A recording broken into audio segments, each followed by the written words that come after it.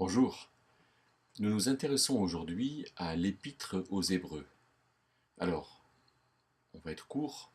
Euh, Hébreux, cette lettre ne comporte pas de nom d'auteur, et cet auteur se classe, on le voit au chapitre 2, euh, ne se classe pas parmi les apôtres. Il dit au verset 3, la bonne nouvelle qui a commencé par être annoncée par le Seigneur et puis nous a été confirmée par ceux qui l'avaient entendue.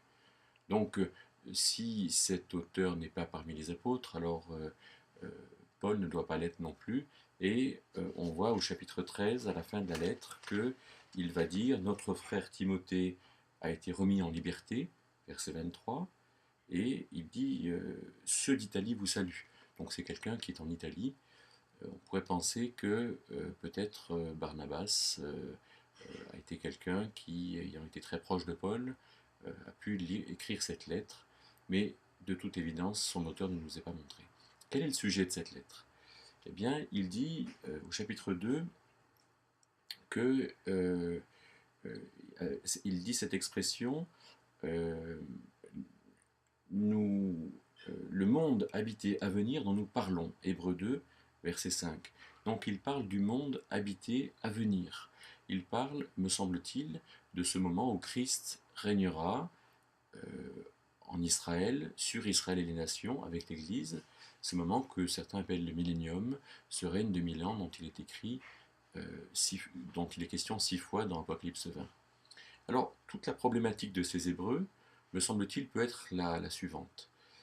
L'auteur écrit, euh, peut-être après la disparition de Paul vers 65-66 et de Pierre vers 67, et avant la destruction du temple de Jérusalem, à ces chrétiens qui sont d'origine juive, comme la plupart des chrétiens à ce moment-là, qui espèrent que Christ vienne régner sur Israël, c'est-à-dire que l'aboutissement des choses se fasse, ce que Christ a prêché dans l'évangile selon Matthieu, Matthieu 4, 23, Matthieu 9, 35, savoir l'évangile, la bonne nouvelle du royaume de Dieu.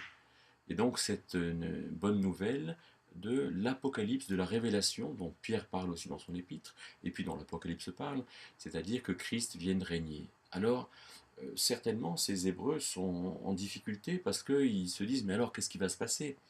Et l'auteur va dire, par exemple au chapitre 2, verset 7, il va dire que Christ a été couronné de gloire et d'honneur, et Dieu l'a établi sur sur les œuvres de ses mains, mais il dit, fin du verset 8, nous ne voyons pas maintenant encore que toute chose lui soit assujettie, mais nous voyons Jésus qui a été fait un peu moindre que les anges à cause de la passion de la mort. On voit donc cette problématique, c'est que les Juifs attendent et attendaient à ce moment-là un Christ qui vienne régner, et Christ a été couronné de gloire et d'honneur par les souffrances qu'il a endurées, mais nous ne voyons pas encore que toute chose lui soit assujettie, donc Christ n'est pas encore couronné de gloire et d'honneur, euh, n'étant pas encore le roi de ceux qui règnent, selon l'expression de Timothée 4. Donc ces juifs vont peut-être dire, oui mais alors, est-ce que c'est vraiment lui le Christ? Et donc toute la problématique de l'Épître aux Hébreux, c'est de montrer qu'effectivement ce Jésus est l'aboutissement des choses. Chapitre 1 et 2, qu'il est meilleur messager que les anges, puisque les anges étaient des messagers, jusqu'à cet ange Gabriel qui a annoncé la naissance de Jésus à Marie.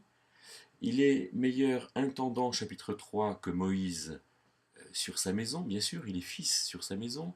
Il introduit dans un meilleur repos, chapitre 4, que Josué pour le peuple. Et par exemple, chapitre 4, verset 8, il est dit, si Josué leur avait donné le repos, il n'aurait pas parlé après cela d'un autre jour. Il reste donc un repos sabbatique pour le peuple de Dieu. Ce repos, c'est le repos que donnera le Messie quand il viendra dans sa gloire. Et Israël sera dans le repos parce qu'il y aura tout. Il y aura Dieu dans son temple, le Messie sera là, la loi sera observée, etc. Chapitre 5 à 7, Jésus est meilleur sacrificateur, c'est-à-dire intermédiaire entre Dieu et les hommes, que, que Aaron et que ceux qui procèdent d'Aaron, Jésus étant de la lignée de Melchisédek. Chapitre 7 à 10, Jésus introduit dans une meilleure alliance, et Jésus apporte de meilleurs sacrifices.